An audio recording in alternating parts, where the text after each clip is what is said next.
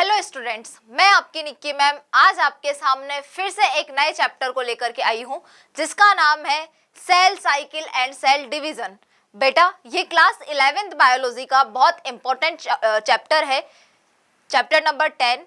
हमने last chapter जो complete किया था वो था cell the unit of life. I hope वो आपने बहुत अच्छे से कंप्लीट भी किया होगा। बहुत इंपॉर्टेंट और बहुत इजी, बहुत बेसिक सा चैप्टर था। देखा जाए तो ये चैप्टर भी काफ़ी इजी है अगर आप इसको स्टार्टिंग से लेकर एंड तक कंप्लीटली फोकस के साथ कंप्लीट करेंगे और साथ में अपने हैंड रिटन नोट्स बनाएंगे तो। अदरवाइज इस चैप्टर में बच्चों को बहुत कंफ्यूजन होते हैं कि कहाँ पर क्रोमोसोम का नंबर डबल हुआ है, कहाँ डीएनए कंटेंट हाफ हुआ, कहाँ पर क्रोमेटिड फाइबर्स हमें शो हुए। मतलब बहुत कंफ्यूजिंग सा चैप्टर है, लेकिन अगर आप बेसिक से इसे उठा रहे हैं और आपने मेरा जो लास्ट चैप्टर था वो अच्छे से कंप्लीट किया हुआ है तो आपको इस चैप्टर में ज़्यादा प्रॉब्लम नहीं आएगी। लेकिन उसके लिए आपको मुझसे प्रॉमिस करना होगा कि आप उसको स्टार्टिंग से लेकर एंड तक कंप्लीटली फुली फोकस्ड होकर अपना पीपीएफ लेकर बैठेंगे। और आपको शायद पता होगा कि what is PPF in our classes. There is you should take your pen, paper and focus. तीनों चीजें साथ में लेकर आए, अपना पेन लेकर बैठे, पेपर लेके बैठे, और बहुत इंपॉर्टेंट है कि दोनों चीजें लाएंगे और फोकस नहीं लाएंगे तो कुछ भी नहीं होने वाला है। तो बहुत इजी चैप्टर है, अगर आप कंप्लीट करने की कोशिश करेंगे तो।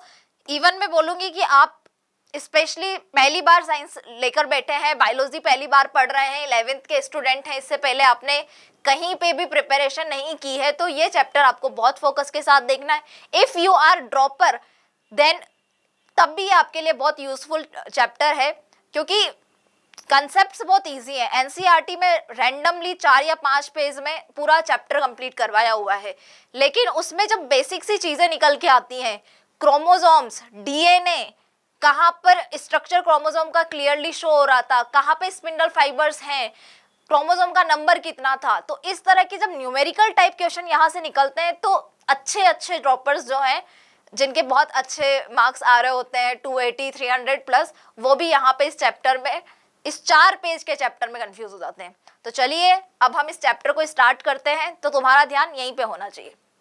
Cell cycle and cell division. Cell cycle या सेल डिवीजन का मतलब बहुत से बच्चों को कहीं ना कहीं ये लगता है कि एक पेरेंट होता है, इस तरह से एक पेरेंट सेल होती है, वो डिवाइड करती है, 2 डॉटर सेल्स बन जाती हैं, हो गया सेल डिवीजन। यही लगता है जनरली बच्चों को कि सेल डिवीजन ये इतना ही होता है, बट ऐसा नहीं है कि पेरेंट सेल से डॉटर सेल का बनना ही सेल डिवीजन है। नो, एक कंप्लीटली प्रॉपर साइकिल होता है। अब सेल खुद को रेडी करती है पहले डिवाइड करने के लिए। आपको पता होगा ना, किसी भी घर में किसी की शादी होती है, किसी लड़की की शादी है, तो पेरेंट्स क्या करते हैं, अपनी डॉटर को देने के लिए ज्वेलरी बना रहे हैं, कुछ एफडी करवा के रखते हैं, कुछ सेविंग्स करके रखते हैं। वैसे ही सेल जो है अपने आप को प्रिपेयर करेगी, अपने आप को रेडी करेगी, उसके बाद में ही वो डिवाइड हो पाएगी। जब तक वो खुद अपने आप में इनकम्प्लीट है, वो अपनी डॉटर को क्या दे सकती है। तो पेरेंट सेल पहले अपने आप को रेडी करेगी, एक प्रॉपर तरीके से ग्रोथ करती है, उसके अंदर कुछ मटेरियल जो होते हैं जिसकी नीड होती है डॉटर को भी, वो चीज़ें पहले से एडवांस में जमा होती हैं, उनकी क्वांटिटी बढ़ती है, उसके बाद में सेल डिवाइड होता है और डॉटर सेल का फॉर्मेशन होता है। तो यू कांट से कि एक पेरेंट सेल से 2 डॉटर सेल्स का बन जाना ही सेल डिवीजन है। नो, ये सेल डिवीजन नहीं है। सेल डिवीजन क्या होता है वो अभी आपको यहाँ पे बहुत अच्छे से समझना है।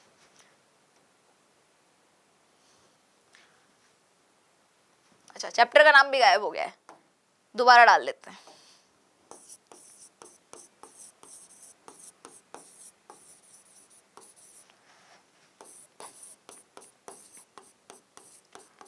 चैप्टर इजी है लेकिन कंफ्यूजन भी बहुत है इस चैप्टर में। तो अगर आप चाहते हैं कंफ्यूजन से दूर बने रहें तो आप इस चैप्टर के साथ बने रहें, इसी में आपकी भलाई है। तो डेफिनेशन देख लेते हैं, what is cell cycle, what is cell division, क्योंकि तुम्हें डेफिनेशन, परिभाषाएं लिखने का बहुत शौक होगा। छोटी छोटी क्लासेस में हमें this is the definition of tense, this is the definition of noun, pronouns, तो वैसे ही सेल साइकिल का, सेल डिवीजन का भी अपना एक डेफिनेशन होता है। अब वो डेफिनेशन क्या है वो देखिए, व्हाट इज द डेफिनेशन। तो एनसीईआरटी के अकॉर्डिंग ही चलेंगे, क्योंकि आपको पता है उसके ऊपर तो कुछ भी नहीं है।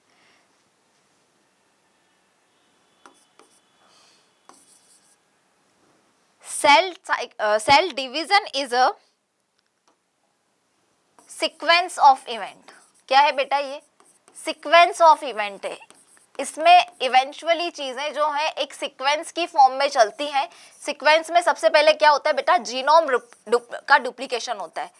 जीनोम आपका डुप्लीकेट करेगा, डुप्लीकेशन होगा, उसके बाद में आपकी सेल जीनोम का डुप्लीकेशन करने के बाद में कुछ फर्दर डिवाइड करने से पहले अपने अंदर कुछ कंटेंट जो है उसको सिंथेसाइज करेगी। तो मैं यहां पे क्या बोल सकती हूँ बेटा? synthesize other constitute।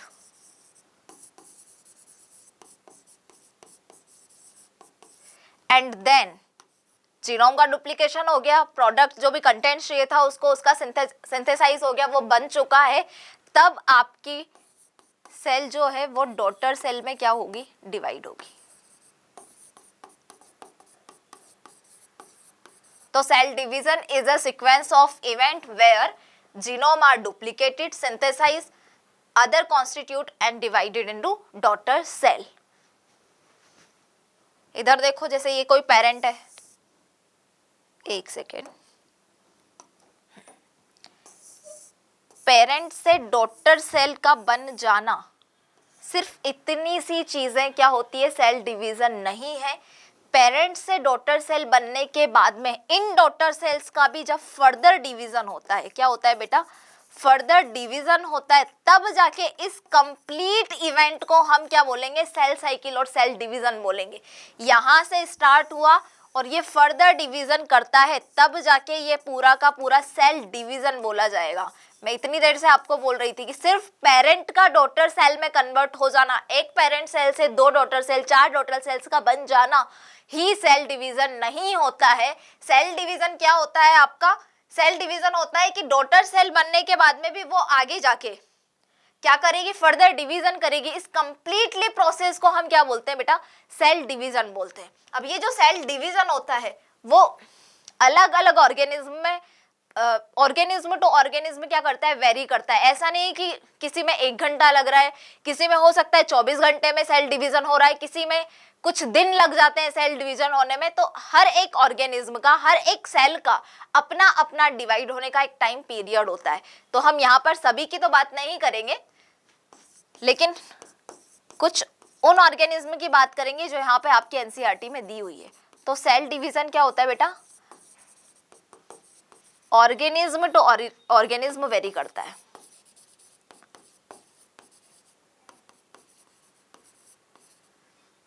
जैसे कि मैं बात करूं ह्यूमन सेल की,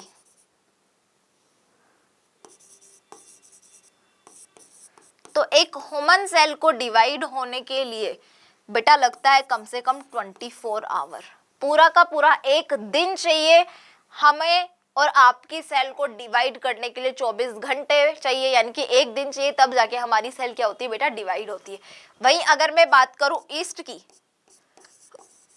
तो ईस्ट की सेल को डिवाइड करने के लिए लगता है बेटा 90 मिनट्स, यानी कि 1.5 घंटे में। 1.5 घंटे में क्या होती है? ईस्ट की सेल डिवाइड हो जाती है। तो ये डाटा भी आपको याद रखना है, इसे हल्के में मत लेना। तुम चीज़ों को हल्के में बहुत लेते हो, तुम्हारे साथ में ये एक बहुत बड़ा प्रॉब्लम है। अब हम बात करते हैं कि सेल डिवीजन ऐसे ही हो जाता है? नहीं, सेल अपने आप को तैयारी करेगी। कुछ इवेंट्स जैसे कि हमने पढ़े हैं, तो यहाँ पर क्या होता है? अलग अलग स्टेजेस होती है, अलग अलग स्टेज में आपका जो है सेल डिवाइड होगा। तो 2 स्टेज होती है बेटा, 2 फेज होते हैं सेल डिवीजन के, एक जिसे कंप्लीटली हम सेल साइकिल बोलते हैं। तो इंटरफेज और एम फेज में दोनों को मिलाकर हम सेल साइकिल बोलते हैं। और ये जब सेल साइकिल कंप्लीट होता है तब आपका सेल का क्या होता है बेटा? डिवीजन होता है। तो आप आइए यहाँ पर क्या लेकर, एक अपना गोला तुम बना लो, तुम अपना कंपास वम्पास लेकर के आओ, मैं तो अपना गोला बना ही लेती हूँ यहाँ पे इस तरह से।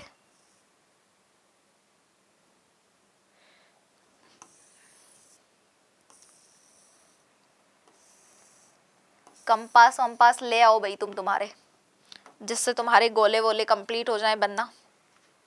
तो जो फेज होती है, मैंने क्या बात की अभी? इंटरफेज और एम फेज। तो इसमें मैक्सिमम जो सेल की तैयारी का टाइम होता है, मैक्सिमम जो सेल अपने आप को तैयार करती है, पूरी की पूरी सेल रेडी होगी डिवाइड करने के लिए, तो मैक्सिमम टाइम जो लेता है वो लेता है बेटा यहाँ से यहाँ तक का, ये जो आपको ये नजर आ रहा है ये सब कुछ बेटा है किसका, इंटरफेस का काम है। ये पूरा का पूरा फेज इंटरफेस होता है, सबसे ज्यादा टाइम यहीं पे लेगा। जैसे कि अगर मैंने बात की 24 आवर्स ह्यूमन सेल को डिवाइड करने के लिए लगते हैं, तो तुम ये मान के चलो कि 95% जो टाइम है, 95% टाइम क्या ले लेता है बेटा, इंटरफेस ले लेता है। मतलब 23 घंटे तो तुम ये मान के चलो इंटरफेस में ही निकलते हैं सेल को डिवाइड होने के लिए, और जो 1 घंटा बचता है यानी कि 5% जो टाइम है हमारा, वो कौन ले रहा है बेटा, एम फेज लेगा। एम फेज का मतलब है बेटा आपका माइटोटिक फेज या मल्टीप्लिकेशन फेज भी आप इसको बोल सकते हो। तो सेल साइकिल की मैं बात कर रही हूं।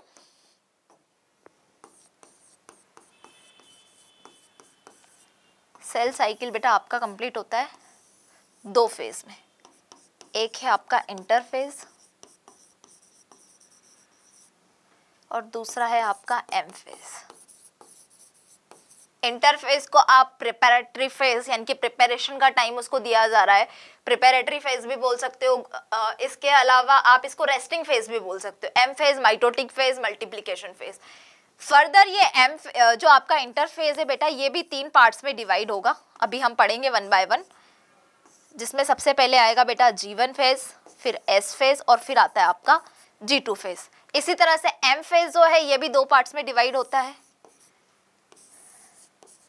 जिसको मैं बोलूंगी कैरियोकाइनेसिस। नाम से ही पता चल रहा होगा ये शब्द आपके लिए नए नहीं है। और एक होता है बेटा साइटोकाइनेसिस। नए हैं क्या ये शब्द आपके लिए? कैरियोकाइनेसिस, कैरियन कहां से टर्म आया है? न्यूक्लियस से। न्यूक्लियस में डिवाइड होना, न्यूक्लियस का डिवीजन होना, काइनेसिस यानी कि डिवाइड होना। तो न्यूक्लियस का डिवाइड जब होता है तो उसको हम कैरियोकाइनेसिस बोलते हैं, और फिर उसके बाद में साइटोप्लाज्म जब डिवाइड होता है आपस में तो उसको हम साइटोकाइनेसिस प्रोसेस बोलते हैं। कैरियोकाइनेसिस जो है आपका बेटा ये भी फर्दर डिवाइड होगा 4 पार्ट्स में, जिसमें सबसे पहले आपका आता है प्रोफेज, देन मेटाफेज,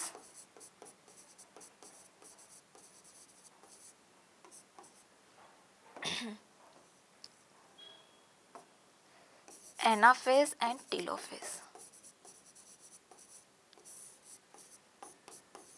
ये सारे के सारे प्रोसेस किसमें कहाँ पे क्या होगा, कहाँ पर जीनोम का डुप्लीकेशन होगा, कहाँ पर डीएनए कंटेंट बढ़ेगा, कहाँ क्रोमोसोम का नंबर हाफ होगा, ये सारी चीज़ें आपको पता चलेगी जब आप स्टेप बाय स्टेप इन सारे के सारे इवेंट्स को, इन फेजेस को बहुत अच्छे से केयरफुली तरीके से क्या करोगे बेटा, स्टडी करोगे।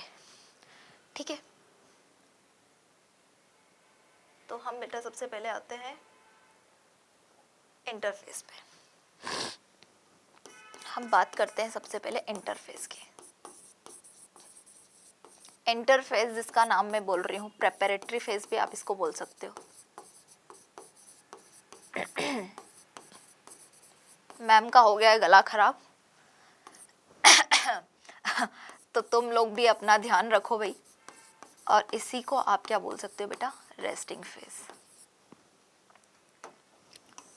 जैसा कि मैंने बताया इंटरफेज सबसे लॉन्गेस्ट फेज होता है। क्या होता है बेटा, लॉन्गेस्ट फेज होता है, क्योंकि ह्यूमन बींग्स में हम लोग देख रहे थे 24 आवर लगता है ह्यूमन सेल को डिवाइड होने के लिए, तो 23 आवर्स जो है, जो 95% पार्ट है वो तो कहाँ पर, इंटरफेज में ही खत्म हो रहा था। तो आप क्या बोल सकते हो इसको कि ये जो है बेटा लॉन्गेस्ट पार्ट है। क्या है, लॉन्गेस्ट पार्ट है, लॉन्गेस्ट फेज है पहली चीज। तो अब मैं आपको बता देती हूँ कि ये जो इंटरफेज है ना बेटा, इस इंटरफेज में सेल किसी भी तरह का डिवीजन नहीं करती है। यहाँ पर सेल डिवाइड नहीं होगी, क्योंकि इंटरफेज जो है वो एक ऐसा फेज है जहाँ पर सेल खुद को रेडी कर रही है। डिवीजन होते टाइम उसको जिस जिस चीज की रिक्वायरमेंट हो सकती है, डिवाइड होने के बाद में एक डॉटर सेल में जिस चीज की रिक्वायरमेंट होती है, वो सारी की सारी चीजों को सिंथेसाइज करने का यहाँ पर इंटरफेज में काम होता है। यहाँ पर वो खुद को रेडी कर रही है। तो रेस्टिंग फेज का मतलब ये नहीं है कि बिल्कुल सो चुकी है सेल, नहीं, डिवाइड नहीं करेगी, लेकिन ये जो इंटरफेज वाली सेल होती है, जब सेल इंटरफेज में है आपकी, तब सेल सबसे ज्यादा मेटाबॉलिकली क्या होती है बेटा, एक्टिव होती है, क्योंकि उसके अंदर नई नई चीजें जो है सिंथेसाइज हो रही है, एनर्जी बना रही है या फिर एटीपी वगैरह का फॉर्मेशन कर रही है। तो काफी सारी चीजों को जब स्टोर कर रही है, बनाने का काम कर रही है, फॉर्मेशन का काम कर रही है, तो उसे एनर्जी भी ज्यादा चाहिए ना। अब एनर्जी ज्यादा लगेगी तो कहीं ना कहीं एनर्जी खत्म हो रही है, फटाफट से एनर्जी खत्म होगी, फिर से एनर्जी की रिक्वायरमेंट है। तो क्या बोल सकते हो आप, मेटाबॉलिकली यहाँ पर जो सेल है आपकी वो क्या होती है, बहुत ज्यादा एक्टिव होती है। लेकिन सेल इंटरफेज के टाइम पर क्या होगी बेटा, डिवाइड नहीं करेगी। तो लॉन्गेस्ट फेज होता है बेटा ये आपका, लेकिन इस फेज में क्या होती है, सेल आपकी डिवाइड नहीं करती है, नॉट डिवाइडिंग। रेस्ट फेज बोला है उसको, इसका मतलब ये नहीं है, ये क्या होती है बेटा, metabolically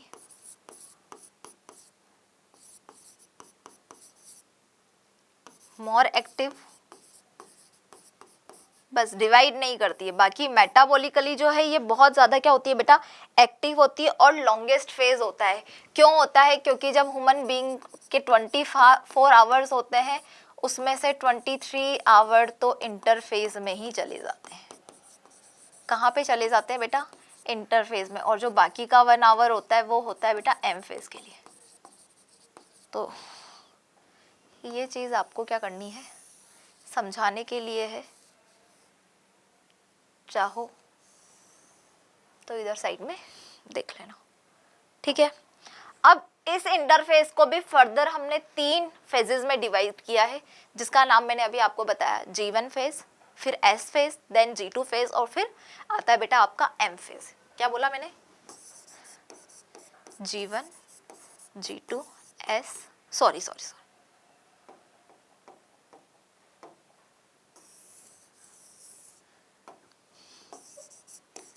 G1 S, G2 then M। बेटा ये एक सीक्वेंस है, ये पेपर में क्वेश्चन आया भी हुआ है, तो सीक्वेंस प्रॉपरली याद रखना है आपको, क्योंकि ये सीक्वेंस जो है वो कभी भी आगे पीछे नहीं हो सकता। ऐसा नहीं हो सकता कि G2 जो है वो पहले आ जाए और S फेज बाद में चला जाए, या फिर M फेज पहले आ जाए G2 बाद में चला जाए, नहीं। ये एक समझ लो कि कोई सॉन्ग है, उसके लिरिक्स हैं या कोई राइम है, तो इसको एज इट इज याद रखना है कि सबसे पहले G1 आएगा, फिर S, फिर G2, देन M फेज आपका आएगा। तो इसमें कोई भी गड़बड़ नहीं होनी चाहिए, याद रखना है। ये आपके नीट में आया हुआ क्वेश्चन भी है, ठीक है। तो लॉन्गेस्ट फेज है, मेटाबॉलिकली बहुत एक्टिव फेज है आपका इंटरफेज। इसको फर्दर हमने 3 पार्ट्स में डिवाइड किया है, वो देखिए आप। सबसे पहले बेटा आपका G1 फेज, इंटरफेज में 3 फेज बताया मैंने। G1 फेज, इस G1 फेज को आप क्या बोल सकते हो, ग्रोथ 1 फेज भी बोल सकते हो, या फिर गैप 1 फेज भी बोल सकते हो। आप इसको 2 नाम और दे सकते हो। अब वो कैसे दे सकते हो, देखिए आपके एनसीईआरटी में एक ऐसा डायग्राम दिया हुआ है, ठीक है। अब इस डायग्राम को ध्यान से देखो, ये सेल साइकिल का डायग्राम है। ये देखिए G1 S और ये G2, इसको कंप्लीटली जो है ये यहाँ पे देखो इंटरफेज नाम दिया हुआ है, ठीक है। इंटरफेस नाम दिया है, G1 S G2 से मिलकर पूरा आपका इंटरफेस बना हुआ है। मैं जब यहां से इधर चल रही हूँ, कहाँ चलना है, क्लॉकवाइज चलना है। पहले तो आपने यहां से क्या चलना है बेटा, क्लॉकवाइज चलना है। तो देखा जाए तो ये G1 S G2 तो इंटरफेस है। अब ये जो, क्योंकि यहाँ पे सबसे ज्यादा मैक्सिमम टाइम लगता है, 95% पार्ट तो यही बनाता है, 5% पार्ट आपका ये बनता है। तो ये आपका M फेज है, ये आपका इंटरफेस है, ठीक है। तो देखा जाए तो G1 जो है उससे पहले क्या हुआ, आया हुआ है M आया हुआ है, तो मैं इसको क्या बोल सकती हूँ, पोस्ट माइटोटिक फेज। G1 का नाम मैं दे सकती हूँ, क्योंकि अगर इस साइकिल के अकॉर्डिंग आप देख रहे हैं, इस साइकिल को बहुत ध्यान से अगर आप देखते हैं, क्लॉकवाइज ये चल रहा है, तो M फेज खत्म होने के बाद में ही G1 शुरू हुआ, G1 के बाद फिर S फेज आया, S फेज के बाद फिर क्या आया, G2, फिर M फेज में पहुंच गई आपकी सेल। तो मैं क्या बोल सकती हूँ कि G1 फेज को मैं पोस्ट माइटोटिक फेज नाम दे सकती हूँ या नहीं दे सकती हूँ, M फेज के बाद में आ रहा है क्योंकि G1। और इधर देखा जाए तो ये जो S फेज है आपका, इस S फेज से पहले क्या आ रहा है आपका, G1 आ रहा है। तो मैं इसका नाम दे सकती हूँ पोस्ट माइटोटिक फेज, या फिर मैं इसको क्या बोल सकती हूँ, प्री, S मतलब सिंथेसाइज, प्री सिंथेसाइज फेज। जीवन के दो नाम आपको बहुत केयरफुली तरीके से याद रखने, और इस डायग्राम पे हम बार बार आते रहेंगे क्योंकि यह डायग्राम आज के लेक्चर का बेस है जिसको आपको माइंड में अच्छे से सेटल करना होगा। तो इस डायग्राम को हमें बार बार देखने की नीड पड़ेगी, तो तुम कंफ्यूज मत होना और टेंशन में मत आना। तो और क्या नाम दिया बेटा मैंने, क्योंकि एम फेज के बाद में आ रहा है तो मैं इसको क्या बोल सकती हूँ बेटा, पोस्ट माइटोटिक फेज, या फिर पोस्ट एम फेज भी बोल सकते हो आप इसको, पोस्ट मल्टीप्लिकेशन फेज भी बोल सकते हो, या आप बोल सकते हो बेटा इसको pre synthesise phase.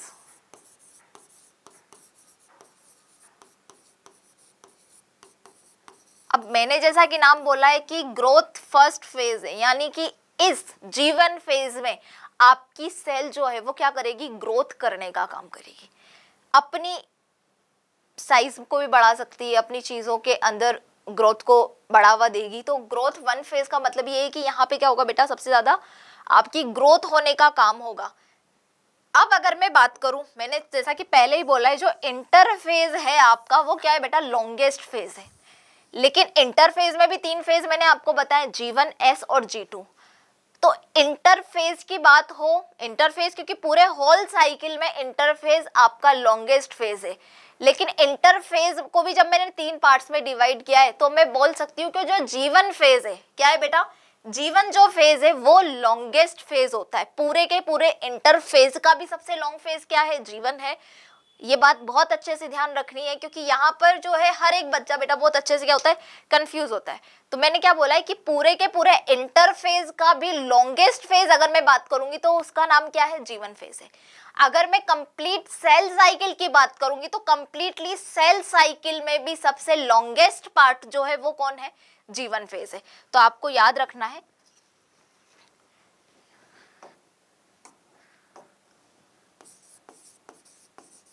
it is a longest phase of interphase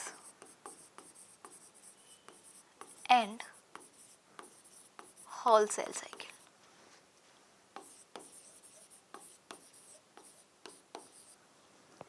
अब कुछ सेल्स बेटा ऐसी होती हैं जो कि बहुत फास्ट डिवाइड करती हैं, बहुत जल्दी डिवाइड करती हैं। हर एक सेल का डिवीजन करने का अपना एक टाइम होता है। कुछ सेल ऐसी होती है बेटा जो क्या करती हैं, बहुत थोड़ा स्लो डिवाइड करती हैं, उनको डिवाइड होने में थोड़ा ज़्यादा टाइम चाहिए होता है। ठीक है, क्या बोला है मैंने, आपकी कुछ सेल्स जो है अगर वो क्या कर रही है बेटा, फास्ट डिवीजन कर रही है। यहाँ पे कंफ्यूज मत होना, बहुत बेसिक और लॉजिक वाली बात है ये, आई थिंक आपको आती है। फिर भी अगर ये सडनली आपके एग्जाम में देख ली ना ऐसी चीज़, तो वहाँ पर इतना प्रेशर होता है बेटा माइंड पर कि आप लोग ना सही करते हुए भी चीज़ों को गलत करके आते हो। सही आपको पता है आंसर क्या है, फिर भी आप गलत मार्क करते हो। तो फास्ट डिवीजन अगर कोई सेल कर रही है, कुछ सेल्स ऐसी होती हैं जो क्या करती है बेटा, स्लो डिवीजन कर रही हैं। यानी कि मैं ये बोल सकती हूँ कि उनको क्या लग रहा है, लॉन्ग टाइम लग रहा है किसमें, डिवीजन करने में। तो अब एक बात बताओ, जो बहुत जल्दी डिवाइड हो रही होंगी सेल, तुम अपना दिमाग लगाओ, जो बहुत जल्दी डिवाइड होगी सेल, उसका पूरा कंप्लीट जो सेल साइकिल होगा वो बहुत जल्दी से कंप्लीट हो जाएगा। तो उसका मतलब ये है कि उसका जीवन फेज जो है वो भी बहुत जल्दी से क्या होगा, कंप्लीट होगा। ठीक है, तो अगर कोई सेल फास्ट डिवीजन कर रही है तो उसका जीवन क्या होगा बेटा, जीवन फेज जो होगा वो शॉर्ट होगा। लेकिन कोई सेल जो है वो स्लो डिवाइड कर रही है, उसको लॉन्ग टाइम लग रहा है डिवीजन करने में, तो उसका जीवन क्या होगा बेटा, लॉन्ग होगा। उसका जीवन फेज क्या होगा बेटा, लॉन्ग होगा। लेकिन शॉर्ट और लॉन्ग सिर्फ इसलिए यहाँ पे आपको बताया जा रहा है कि कोई भी सेल फास्ट डिवाइड करती है तो उसका जीवन शॉर्ट होगा, यानी कि उसमें जीवन फेज का टाइम कम होगा। लेकिन जीवन का ही टाइम कम नहीं होगा, बाकी जो सेल साइकिल में बाकी प्रोसेस जो हो रहे हैं उनका भी टाइम कम होगा। जीवन फेज का शॉर्ट होने का मतलब ये कतई नहीं है कि तुम ये सोच लो कि कोई भी सेल फास्ट डिवाइड करती है तो वहां पर जीवन शॉर्ट हो जाता है। वैसे तो जीवन फेज जो है वो बहुत पूरे होल साइकिल जो है उसका सबसे बड़ा फेज है, नहीं, लॉन्गेस्ट टाइम तो यहाँ पर लगेगा। लॉन्गेस्ट फेज जीवन फेज ही है, आपके इंटरफेज का भी और आपके सेल साइकिल का भी। But if we are talking कि कोई सेल बहुत जल्दी डिवाइड कर रही है तो उसमें पूरा सेल साइकिल जो है उसका टाइम क्या होता है, कम होता है, तो वो उसमें जीवन का टाइम भी कम हो जाएगा। लेकिन अगर उस पूरे सेल की की मैं बात करूं तो सेल साइकिल को टाइम कम लग रहा है, जीवन भी कंप्लीट होने में टाइम कम लगा रहा है, लेकिन उन बाकी के कंपेयर में जीवन का जो टाइम है वो तब भी ज्यादा होगा। तो इस चीज को आई होप आपका कंफ्यूजन यहाँ पर क्लियर हो गया होगा। इस तरह के कंफ्यूजन मत लेके आना, जो मैंने बात बोली है उसको दोबारा से सुनना, समझना कि मैंने क्या बोला, ठीक है। अब यहाँ पे क्या होता है बेटा, कुछ इवेंट्स होंगे जीवन फेज में, कुछ इवेंट्स होंगे। अब हमें पता तो होना चाहिए यार जीवन फेज चलने का मतलब क्या हुआ, जीवन क्यों जरूरी है, जीवन फेज की रिक्वायरमेंट है क्या। तो इवेंट्स की अगर मैं बात करूं बेटा, इवेंट्स ऑफ जीवन फेज, तो यहाँ पे क्या होता है बेटा, क्योंकि ग्रोथ कर रही है, रेस्टिंग फेज है, आपकी सेल जो है वो रेस्टिंग फेज में है, ग्रोथ करने का काम करेगी, तो ग्रोथ करेगी तो उसको काफ़ी सारी चीज़ों की रिक्वायरमेंट होगी। जैसे कि क्या होगा बेटा, यहाँ पे एमिनो एसिड का फॉर्मेशन होगा। क्या होगा, एमिनो एसिड का फॉर्मेशन। एमिनो एसिड बनेंगे तो प्रोटीन भी बनेगा, प्रोटीन का फॉर्मेशन होगा, साथ में बेटा यहाँ पे एटीपी का फॉर्मेशन होगा,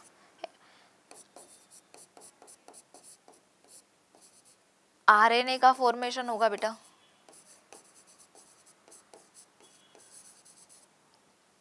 एंड न्यूक्लियोटाइड, न्यूक्लियोटाइड का फॉर्मेशन यहाँ पर स्टार्ट हो जाता है होना। उसके अलावा बेटा कुछ जो सेल ऑर्गेनेलीज हैं, सारी की सारी नहीं, कुछ सेल ऑर्गेनेलीज कुछ यहाँ पर बचेंगी, जैसे कि माइटोकॉन्ड्रिया, क्लोरोप्लास्ट, गोल्जी हो गई, इन सब का डुप्लीकेशन यहाँ पर नहीं होगा। बाकी इनके अलावा जो ऑर्गेनेलीज होती हैं उन सब का डुप्लीकेशन कहाँ पर, आपके जीवन फेज में स्टार्ट हो जाता है। तो कुछ सेल ऑर्गेनेलीज का क्या होगा बेटा, डुप्लीकेशन यहाँ पे शुरू हो जाता है। तो ये सब कुछ कहाँ पे होता है बेटा, आपके जीवन फेज के अंदर होता है। Longest phase of interphase and whole cell cycle, आपको ये याद रखना है। इंटरफेज में 3 पार्ट हमने पढ़े हैं, जीवन फेज, एस और G2 को हम अभी पढ़ेंगे। तो जीवन में ये सारे के सारे इवेंट्स जो है बेटा जीवन के अंदर कंप्लीट होते हैं, और किस तरह से लॉन्ग पार्ट है। और ये चीज़ बेटा बहुत बहुत बहुत इंपॉर्टेंट है कि फास्ट डिवीजन हो रहा है तो जीवन आपका शॉर्ट है, बट जीवन के शॉर्ट होने का मतलब ये नहीं है कि बाकी पूरा सेल साइकिल में ये शॉर्ट हो गया, नहीं, टाइम कम लगेगा भाई इसको करने में, दैट्स इट। बुद्धिमान तो तुम वैसे ही बहुत ज्यादा हो, मेरे को पता है। अब हम बात करते हैं बेटा एस फेज की। जीवन के बाद में हमने क्या देखा था, एस फेज आया था, सिंथेसिस फेज।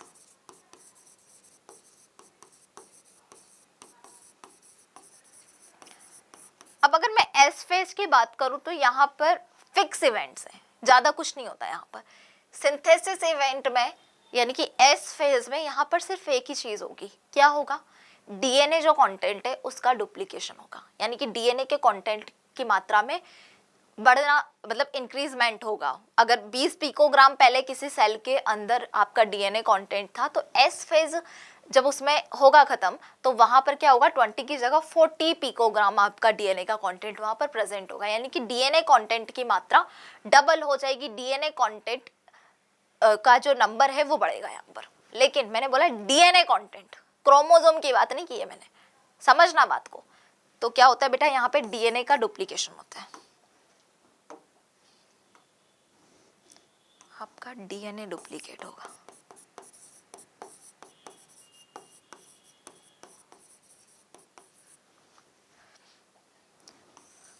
अब तक तो ये चैप्टर बेटा बहुत इजी रहेगा इंटरफेस में, एम फेज में भी इजी लगेगा, एम फेज के कैरियोकाइनेसिस तक थोड़ा इजी लगेगा, साइटोकाइनेसिस में तुम्हारे तोते उड़ जाएंगे। नहीं उड़ेंगे अगर तुम पढ़ने वाले बच्चे होंगे, फोकस के साथ में पढ़ाई करते हो तो कुछ नहीं होगा, अदरवाइज तो मैं क्या ही बोल सकती हूँ।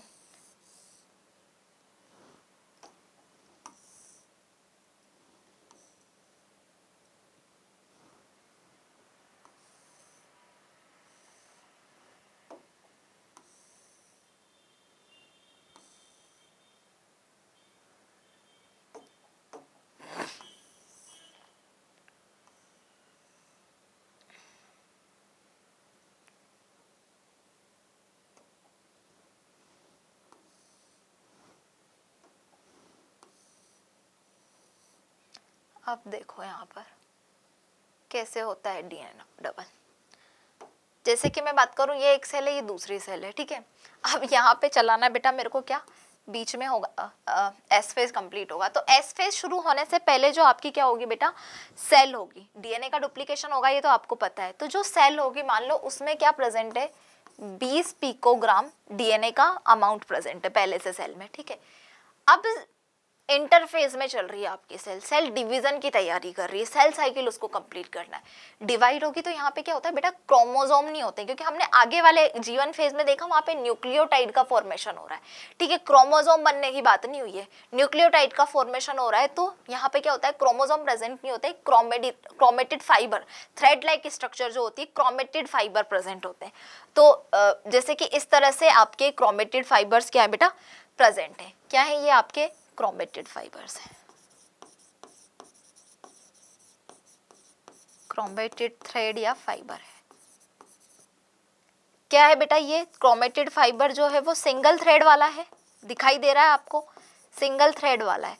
तो इस तरह के पहले जो जीवन से निकली है आपकी सेल, उसमें जो जीवन है वहां पर जो क्या होंगे, क्रोमेटिड फाइबर होंगे बेटा, उसका नंबर कितना होगा आपका, 46 ही होगा, क्योंकि 46 क्या होते हैं आपके क्रोमोसोम होते हैं। तो 46 ही क्रोमेटिड फाइबर्स यहाँ पे क्या होंगे बेटा, प्रेजेंट होंगे। अब जब क्या होगा, यहाँ पे एस फेज हो गया, क्या हो गया बेटा, आपका सिंथेसिस फेज शुरू हो गया। सिंथेसिस फेज में आपकी सेल पहुंच गई। तो जो क्रोमेटिड थ्रेड, सिंगल थ्रेड वाले क्रोमेटिन फाइबर यहाँ पे प्रेजेंट थे, उनका क्या होगा बेटा, थोड़ा सा कंडेंसन शुरू हो जाएगा। मतलब ये सिंगल थ्रेड वाले जो क्रोमेटिड फाइबर थे, उनकी जगह पर डबल थ्रेड वाले क्रोमेटिड फाइबर यहाँ पे आपको देखने को मिलेंगे।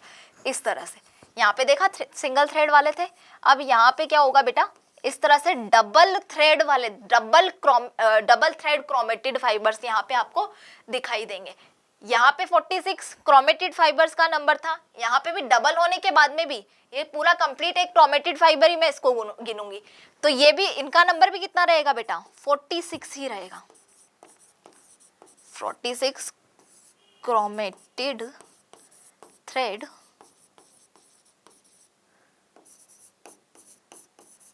विद डबल थ्रेड, ठीक है।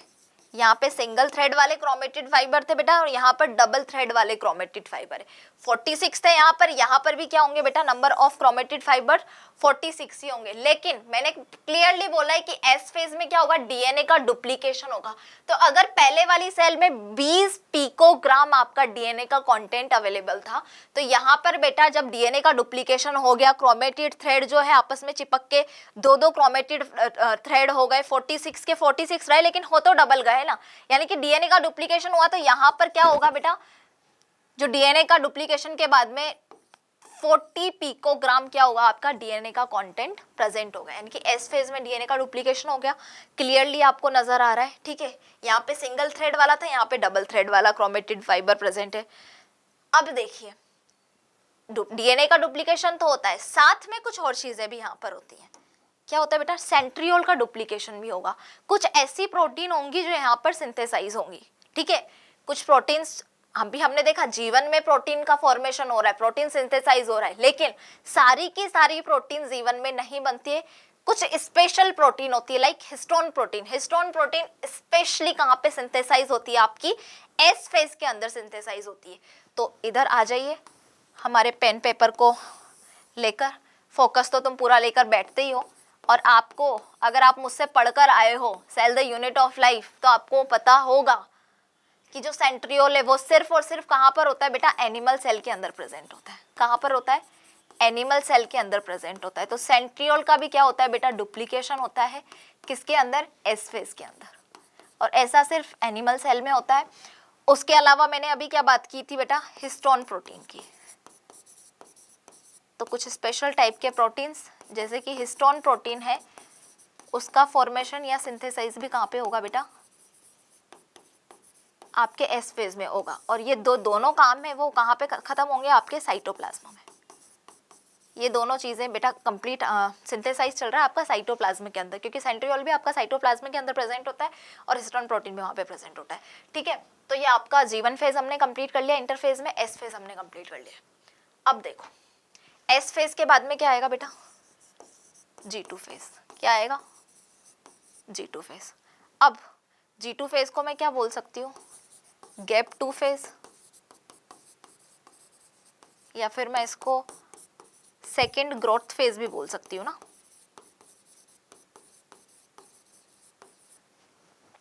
अब जैसे कि मैंने G1 में नाम दिया था, आपको पता हो, वैसे ही हम चलते हैं। जैसे कि G1 को मैंने क्या नाम दिया था बेटा, पोस्ट माइटोटिक फेज, क्योंकि एम फेज के जस्ट बाद में आ रही थी और सिंथेसाइज फेज के पहले थी, तो प्री सिंथेसाइज फेज भी नाम दिया था। अब इस डायग्राम को आप देखो, इस डायग्राम को देखने के बाद में ये जो G2 है बेटा वो यहाँ पर कंप्लीट है, यहाँ पे ये G2। तो G2 को देखा जाए तो किससे पहले आ रहा है, ये एम फेज है, एम फेज से पहले आपका G2 है, तो मैं क्या बोल सकती हूँ, इसको प्री एम फेज या प्री माइटोटिक फेज बोल सकती हूँ। और एस फेज के जस्ट बाद में चला है, तो पोस्ट सिंथेसाइज फेज भी मैं इसको क्या बोल सकती हूँ बेटा, नाम दे सकती हूँ।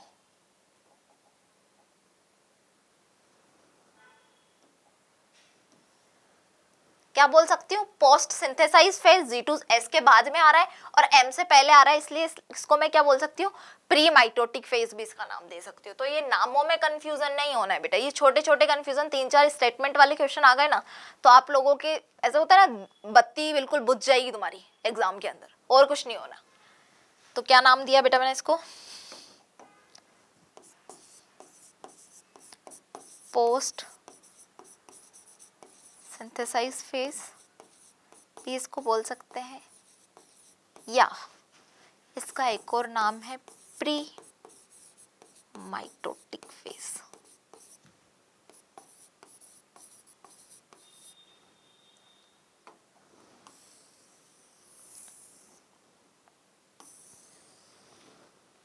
अब आपने जैसा कि देखा है, क्या देखा है भाई तुमने, तुम्हें ही पता होगा तुमने क्या देखा है, मुझे तो क्या ही पता है।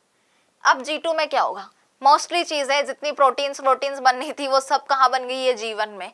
डीएनए कंटेंट को डबल होना था, स्पेशली कहाँ पर हुआ, एस फेज में। अब G2 फेज में, मैंने G1 फेज में क्लियरली बोला था सेल ऑर्गेनेलीज का डुप्लीकेशन होगा, बट सारी की सारी सेल ऑर्गेनेलीज का डुप्लीकेशन नहीं होगा, ये भी मैंने बोला था। अब जो आपकी बची थी कुछ सेमी ऑटोनॉमस ऑर्गेनेलीज, लाइक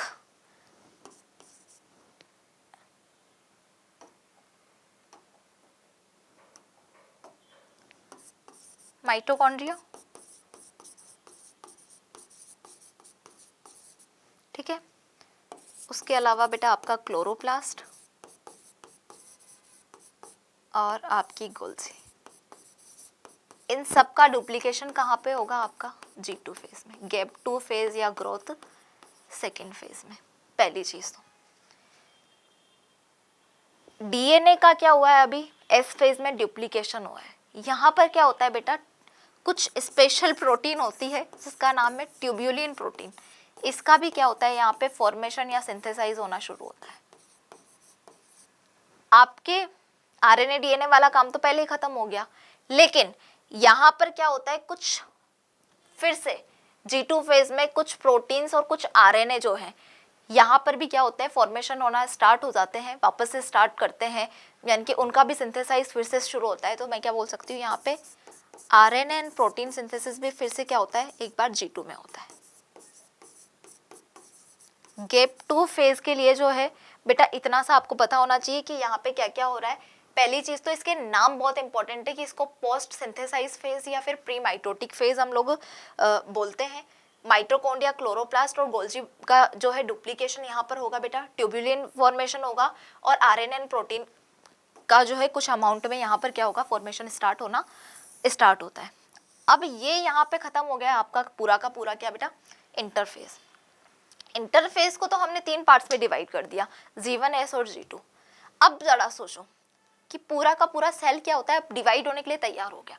95% जो है तैयारी सेल ने क्या कर ली, अपने आप से कर ली। 95% इंटरफेस मैंने बोला 24 आवर्स जहाँ पे ह्यूमन सेल को डिवाइड होने में लग रहे हैं बेटा, उसमें से 23 आवर जो लेने का काम है इंटरफेज में ही हो जाता है। वो सारा का सारा टाइम 23 आवर्स जो है इंटरफेज में खत्म हो जाता है।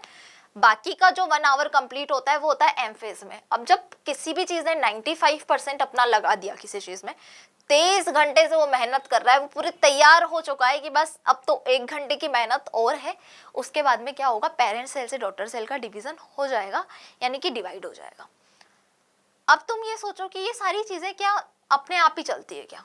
मतलब दिमाग लगाने वाली बात है ना कि जीवन के बाद में हाउ इज दैट पॉसिबल कि हमेशा एस फेज ही आएगा, फिर एस के बाद में G2 आएगा, फिर G2 के बाद में एम फेज स्टार्ट होएगा, यानी कि पहले इंटरफेज कंप्लीट होगा फिर एम फेज स्टार्ट होगा। तुम ये सोचो उल्टा नहीं हो सकता क्या? कुछ भी हो सकता है भाई। तुम मतलब मैं समझती हूँ कि हम इंसानी बुद्धि हैं, वी आर ह्यूमन बीइंग्स, हमारा खुद का एक भेजा है, दिमाग है, मस्तिष्क है हमारे पास में, जिसको हम बहुत अच्छे से यूटिलाइज करते हैं। तुम्हारा तो पता नहीं, मैं अपना बहुत अच्छे से यूटिलाइज करती हूँ, तो हम बहुत अच्छे से यूटिलाइज उसको कर रहे हैं, तो हम बुद्धि वाले इंसान हैं, बुद्धिजीवी हमें बोलते हैं। तो ये तो सेल के अंदर हो रहा है, तो ये चीजें कोई ना कोई तो इसको क्या करता होगा, रेगुलेट करता होगा, रेगुलेशन होता होगा सेल साइकिल के ऊपर अपने आप। हमारा रेगुलेशन कहाँ है? हमारे माइंड के अंदर है। हमारा माइंड हमें बोलता है बेटा उठ जा, तो हम उठ जाते, खा ले, चल, सो जा, वहां पे पैर मत रख, कुछ दिख रहा है वहां पे, तेरे चोट लग सकती है, ये सारी चीजें हमारा माइंड हमारे को इंस्ट्रक्शन दे रहा है, रेगुलेट कर रहा है। तो वैसे ही सेल साइकिल भी जो होता है ना बेटा, उसको भी कुछ चीजें, कुछ प्रोटीन्स जो है वो क्या करती हैं, रेगुलेट करने का काम करती हैं, जब जाके वो जो सेल साइकिल है वो कंप्लीट तरीके से आपका कंप्लीट होता है कि हाँ जीवन के बाद में एस चलेगा, एस के बाद में G2 फेज में आएंगे हम, गैप 2 फेज में, देन ये सब कुछ कंप्लीट होगा तो हम एम फेज में चल जाएंगे। तो मैं क्या बोल सकती हूँ, आपको रेगुलेशन ऑफ सेल साइकिल भी पता होना चाहिए।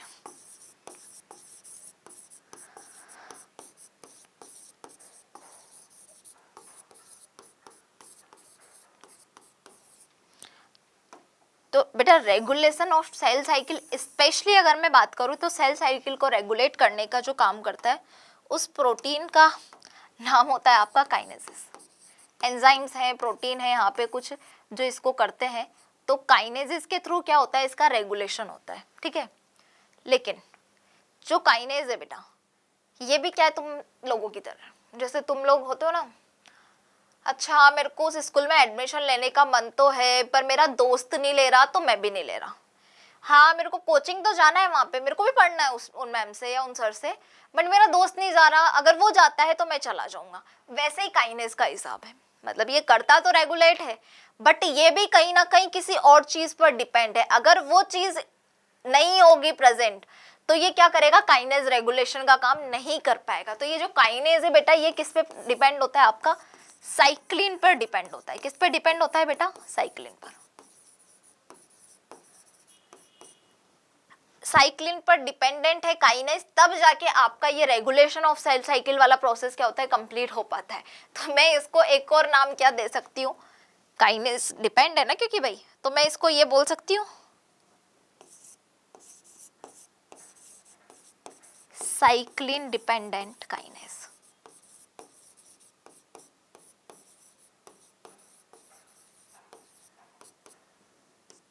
इसका एक और नाम है बेटा CDK2, शॉर्ट में बात करूं तो CDK। तो आपका काइनेज जो है क्या करता है, सेल साइकिल को रेगुलेट करने का काम करता है, लेकिन ये भी साइक्लिन पे डिपेंड है, इसलिए हम इसको साइक्लिन डिपेंडेंट काइनेज बोल रहे हैं। और इस तरह से जब काइनेज और साइक्लिन एक दूसरे के ऊपर डिपेंड होकर सेल साइकिल को रेगुलेट करते हैं, तब जाके आपकी जो प्रोसेस है G1 S G2 M phase, ये प्रॉपर एक रिदम में कंप्लीट होते हैं। कैसे कंप्लीट होते हैं कि पहले G1 फिर S फिर G2 और फिर M। तो बेटा ये तो भेजे में रखना ही है अपने को। रेगुलेशन हो गया आपका किसका बेटा, सेल साइकिल का। अब तुम ये बताओ, तैयारी हो गई, मतलब कई बार ऐसे होता है ना, हम लोग भी रेडी हो जाते हैं कि हाँ यार पार्टी में जाना है, पार्टी में जाना है, मुझे भी कहीं पे जाने का दिल कर रहा है, जी है मेरा भी, मैं रेडी भी हो गई। मतलब मेरा काम ऐसे इंटरफेस जैसा है, जैसे मुझे कहीं पे एक घंटे की पार्टी के लिए जाना है, अब मैं सुबह से 4-5 घंटे मैंने रेडी होने में लगा दिए, शैम्पू वैम्पू कर लिया अच्छे से, फिर मैं अपने अच्छे से अच्छी वाली हेयर स्टाइल बनवा रही हूँ तो 1-1.5 घंटा वैसे ख़राब कर लिया। फिर थोड़ा सा, मतलब मैं तो नहीं करती हूँ ऐसा, लाइक तुम्हें पता है मैं बहुत स्मार्ट हूँ, कितनी खूबसूरत हूँ, तो मुझे क्या ज़रूरत है पाउडर वगैरह लगाने की। बट बाकी girls, you know I am talking about other girls, कि उनको फिर रेडी होने के लिए फिर वो मेकअप शेकअप करेंगी, ऑलमोस्ट ऐसे करके 1 घंटे की पार्टी के लिए 4 से 5 घंटे वो रेडी हो रही हैं। ओके, यानी कि पूरा इंटरफेस का जो टाइम है एम फेज के लिए, पूरा इंटरफेस का जो 23 घंटा है वो हमने लगाया 1 घंटे एम फेज में जाएगा, और इस तरह से हमारा डिवीजन कंप्लीट हो जाएगा। तो मुझे पता है 1 घंटे की पार्टी है, लेकिन फिर भी जो अदर गर्ल्स 4-5 घंटे उसमें लगा रही है। तो अब तुम ये सोचो कि इतनी मेहनत करने के बाद में भी कभी कभी होता है ना, लड़कियों को मूड स्विंग्स भी वैसे बहुत ज्यादा होते हैं कि नहीं यार हो गए रेडी, कोई ना 2-4 सेल्फीज तो घर में ले ही लिए, अब जाने का मन नहीं है, अब क्या करेंगे जाके, छोड़ देते हैं, क्या करेंगे जाके, मतलब मूड नहीं है अब जाने का, जो भी खाएंगे घर पे बना लेते हैं, ऑर्डर कर लेते हैं, ऐसा कुछ होता है। तो क्या जरूरी है आपकी सेल भी पूरी तरह से रेडी हुई है तो क्या उसका कंपलसरी हो गया क्या डिवाइड करना? हो सकता है वो डिवाइड ही ना करे, उसका मूड नहीं हो डिवाइड करने का, और कुछ कमी भी हो सकती है, हो सकता है मैं चाह रही थी मेरा मेकअप एकदम फ्लॉलेस हो, वैसा ना हुआ हो तो इसलिए मेरा मूड चेंज हो गया। तो क्या होता है कि बेटा कुछ चेक पॉइंट्स होते हैं आपका, जब सेल साइकिल पूरा कंप्लीट होता है, आप देखिए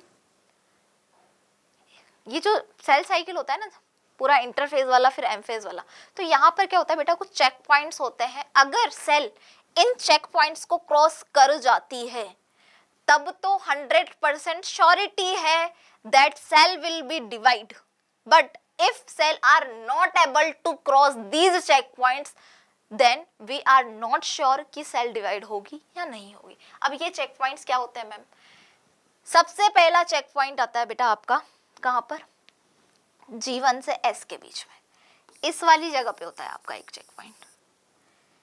एक और जो चेक पॉइंट है बेटा आपका वो आता है आपका कहां पर, G2 से M के बीच में, ये वाला चेक पॉइंट। बट मैं आपको बता दूं कि जो मेजर चेक पॉइंट है ना, मेजर चेक पॉइंट वो कहाँ है बेटा, G1 से S के बीच में है, क्योंकि ये G2 से M के बीच का जो चेक पॉइंट है ये क्या है बेटा, माइनर चेक पॉइंट है। क्या है? माइनर चेक पॉइंट है आपका।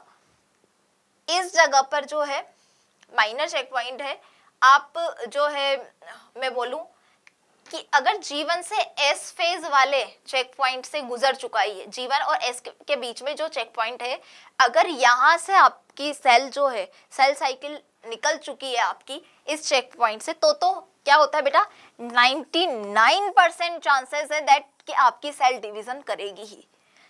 इधर वाले का इतना फर्क नहीं पड़ता, क्योंकि अगर वो यहाँ तक आ गई तो फिर तो श्योर है कि वो डिवाइड होगी ही होगी। बट ये वाला चेक पॉइंट क्रॉस करना, हो सकता है उसमें कुछ कमी हो सकता है वहाँ पे कुछ प्रोटीन्स कम बने हो, ग्रोथ प्रॉपर नहीं हुई हो, न्यूक्लियोटाइड वगैरह जिसकी रिक्वायरमेंट थी वो कम पड़ गया, सेल का मूड चेंज हो गया कि नहीं करना मुझे, तो अभी मैं नहीं हो रही हूँ डिवाइड, मेरा मूड नहीं है अभी, उसको भी मूड स्विंग्स हो जाए। तो आपका मेजर चेक पॉइंट होता है बेटा G1 और S के बीच में, और आपका माइनर चेक पॉइंट होता है G2 और M के बीच में। तो इन चेक पॉइंट्स को आप रेगुलेटरी पॉइंट्स भी बोल सकते हो या फिर ट्रांजिशन पॉइंट्स भी आप इसको बोल सकते हो। तो थोड़ा सा इसके बारे में हम अच्छे से देख लेते हैं।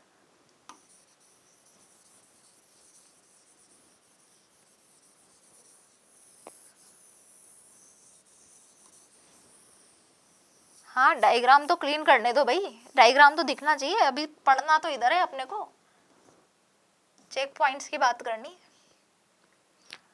वापस जाना पड़ेगा उस डायग्राम पे, तो तुम ये मान लो मैंने तुम्हें बोला था ना आज के लेक्चर का आधार है तुम्हारा वो डायग्राम, जिसको देखे बिना तुम हो सकता है तुम बोर हो जाओ लेकिन तुम्हारा काम नहीं चल सकता। चेक पॉइंट्स को ही मैंने क्या बोला,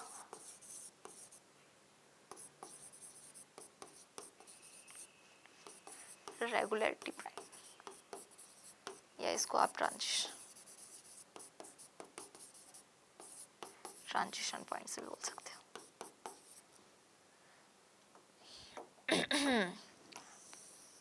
एक सेकेंड भाई, हमने तो तुझे बुलाया नहीं, तू कहाँ से आ गया? मैंने तो इसको लिया था, गड़बड़ हो जाता है भाई कभी कभी, तुम देख लिया करो, हो सकता है मेरे मुंह से कुछ निकल रहा हो और इधर शायद, वैसे मैं पूरे होशो आवाज में लिखती हूँ बट गलती मैं करती तो नहीं हूँ, पर तुम्हारे ऊपर ध्यान चला जाता है तो वो हो ही जाती है। तो 2 चेक पॉइंट्स की हमने बात की बेटा, एक तो है आपका G1 से S वाला और एक है आपका बेटा G2 से M वाला। ये वाला जो है चेक पॉइंट वो क्या है बेटा, मेजर है, और ये वाला क्या है आपका, माइनर है। यहाँ से निकलने के बाद में G1 से S चेक पॉइंट से अगर आपकी सेल निकल जाती है तो 99% श्योर है कि आपका सेल जो है डिवाइड होगा। यहाँ पर इतना फर्क नहीं पड़ता है, तो आपको ये चीज़ भी याद रखना है, ये 2 चेक पॉइंट्स जो हैं बहुत अच्छे से ध्यान रखना, मेजर कौन सा है और माइनर कौन सा है। बट अब तुम सोचो G1 से S फेज में क्या हुआ बेटा, G1 से S फेज में क्या हुआ आपका, आ तो गया है, क्या आ गया है, G1 से S फेज जो ये चेक पॉइंट था यहाँ पर क्रॉस करते टाइम वो क्रॉस नहीं कर पाया किसी भी रीजन से, उसका खुद का मन नहीं था डिवाइड करने का या फिर उसकी तैयारी नहीं थी। तुम करते हो ना कई बार, तुम्हारी तैयारी नहीं थी, तुमने टेस्ट छोड़ दिया, तो वैसे ही हो सकता है सेल यहाँ पर उसकी सारी की सारी प्रिपरेशन कंप्लीट ना हो, इस वजह से इस चेक पॉइंट को क्रॉस नहीं कर पाई या उसका मन ना हो, तो फिर क्या होगा, फिर क्या होता है बेटा, आपकी जो सेल साइकिल में प्रेजेंट थी, जो सेल साइकिल कंप्लीट करने के लिए आपकी सेल डिवीजन के लिए रेडी हो रही थी, वो सेल कहाँ पे चली जाती है बेटा, G0 फेज में, G नॉड फेज में वो चली जा रही है। आप यहाँ पे बहुत अच्छे से देखो, यहाँ पे G0 फेज है तो एक रेस्टिंग फेज में चली जाती है, एक इनएक्टिव फेज में चली जाती है सेल, जहाँ पे अब वो क्या कर रही है, तैयारी नहीं कर रही है सेल डिवाइड करने के लिए, एक इनएक्टिव फेज में चली गई है। G0 फेज का मतलब है इनएक्टिव फेज में आपकी सेल चली गई है, but is that not mean वो G1 से एग्जिट करके G0 में गई है, यानी कि G1 से को एग्जिट करके G नोड में गई है। इसका मतलब ये नहीं है कि उसने सेल साइकिल या सेल डिवीजन को क्या किया, खत्म कर दिया, बंद कर दिया, नहीं, उसने सस्पेंड कर दिया, पोज कर दिया कि यार अभी नहीं, 2 घंटे बाद सोचते हैं, अभी नहीं, 3 घंटे बाद या 3 दिन बाद सोचूंगी, मेरा मन नहीं है अभी डिवाइड करने का। मैंने क्या बोला क्लियरली, G1 से एग्जिट होकर G0 में गई है, सेल साइकिल को पोज करके गई है, सेल साइकिल को सस्पेंड करके गई है, सेल साइकिल को बंद करके नहीं गई है। ऐसा नहीं बोल के गई कि अब तो सेल डिवीजन होगा ही नहीं, समझे बात को। तो जी नोड एक ऐसा फेज है जहां पर आपकी सेल जो है वो इनएक्टिव फॉर्म में प्रेजेंट होती है, इनएक्टिव फॉर्म में प्रेजेंट यानी कि सेल डिवीजन के लिए तैयारी नहीं करिए। बाकी जैसा कि मैंने आपको क्या बोला था, इंटरफेज में भी बोला था कि क्या होता है, मच या मोर मेटाबॉलिकली एक्टिव होती है, वैसा ही हाल G0 में भी होता है। जब G नोड में आती है ना आपकी सेल तो मेटाबॉलिकली तो वो एक्टिव होती है, लेकिन वो डिवीजन करने के पॉइंट ऑफ व्यू से क्या होती है, इनएक्टिव होती है। और ऐसा एग्जाम्पल आपने देखा होगा, बॉटनी में देखा होगा, प्लांट्स में जब लाइक तुम लोग पढ़ोगे ना मॉर्फोलॉजी एनाटॉमी वगैरह, तो तुम्हें बहुत अच्छे से समझ में आएगा। इफ यू आर ड्रॉपर तो तुम्हें पता होगा, अगर आप पहली बार पढ़ रहे हैं बायो, 11th के स्टूडेंट है तो टेंशन मत लो, हम 1 बाय 1 सारे चैप्टर्स को लेकर चलेंगे, तो वहां पे आपको किसी भी तरह की कोई परेशानी नहीं आएगी। तो अभी मैंने क्या बोला है कि बेटा G नोड में चली जाती है आपकी, क्या चली जाती है, सेल चली जाती है, चेक पॉइंट्स क्रॉस नहीं होते हैं तो वो कहाँ पे चली जाएगी आपकी सेल, यहाँ चली जाती है बेटा G0 फेज में। G0 फेज में क्या होती है, सेल इनएक्टिव होती है, किसके पॉइंट ऑफ व्यू से, डिवीजन के पॉइंट ऑफ व्यू से, बट ये याद रखना है मेटाबॉलिकली एक्टिव रहेगी, ठीक है। अगर चेक पॉइंट्स क्या बोल सकती हूँ मैं, if cell not cross G1 to S checkpoint, then it is go G0 phase. G0 phase में चली जाती है, यानी कि क्या होगा बेटा, G1 से उसने खुद को एग्जिट कर लिया, बट जो आपका सेल साइकिल था वो क्या हुआ है बेटा, सस्पेंड हुआ है। दोनों वर्ड्स ध्यान रखना, G1 से खुद को एग्जिट किया है, सेल साइकिल जो है बेटा उसको उसने क्या किया है, सस्पेंड किया है, खत्म नहीं किया है। ऐसा नहीं बोला है मैं तो करूंगी ही नहीं अभी इस काम को, सस्पेंड हुआ है, पोज हुआ है। ऐसा कहाँ पे मैंने अभी आपको बताया, ऐसा बेटा आपको देखने को मिलेगा पेरेन्काइमा की सेल, सॉरी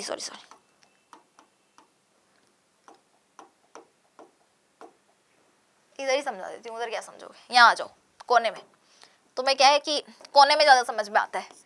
जैसे कि आपकी बॉटनी में बेटा हम पढ़ेंगे मेरिस्टेमेटिक सेल्स के बारे में,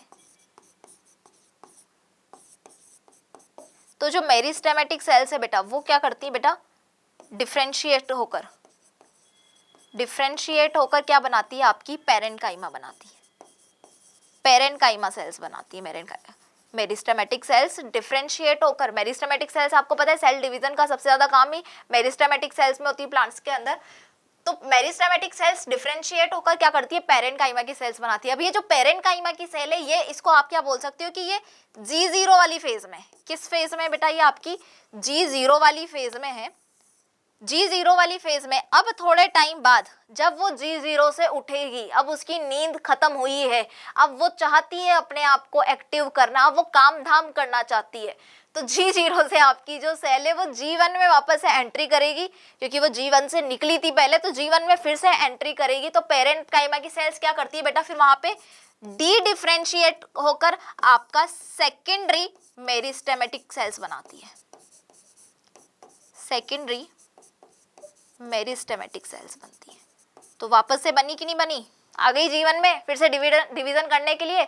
तो मैंने अभी यही बोला है सिर्फ आपको कि G0 में कंफ्यूज नहीं होने वाला है। G0 के ऊपर वो जो एरो वाला साइन लगा हुआ है, कमबैक का साइन, कि भाई G1 से एग्जिट कर रही है, सेल साइकिल को सस्पेंड कर रही है, सेल साइकिल को खत्म नहीं कर रही है। बार बार चिल्ला के मैं एक ही बात को आपको बोल रही हूँ, इन टर्म्स पे जो मैं बोल रही हूँ आपको उन बातों पे विशेष ध्यान रखना है। अगर आप बहुत अच्छे से सुन रहे हैं कान खोल के, आप अपना PPF लेकर के आए, पेन पेपर और फोकस, तो आपको इस चैप्टर में जब 3 लेक्चर खत्म होंगे, 3 दिन बाद आप ये बोलोगे कि what is cell division and cell cycle. ऐसे होता है cell division and cell cycle, बहुत फुद्दू सा छोटू सा चैप्टर है, 4 पेज का तो चैप्टर है, उसकी क्या टेंशन है। लेकिन अगर तुमने ढंग से नहीं पढ़ा ना, तो ये 4 पेज का चैप्टर ही तुम्हारे 40 दिन की टेंशन बन जाएगा।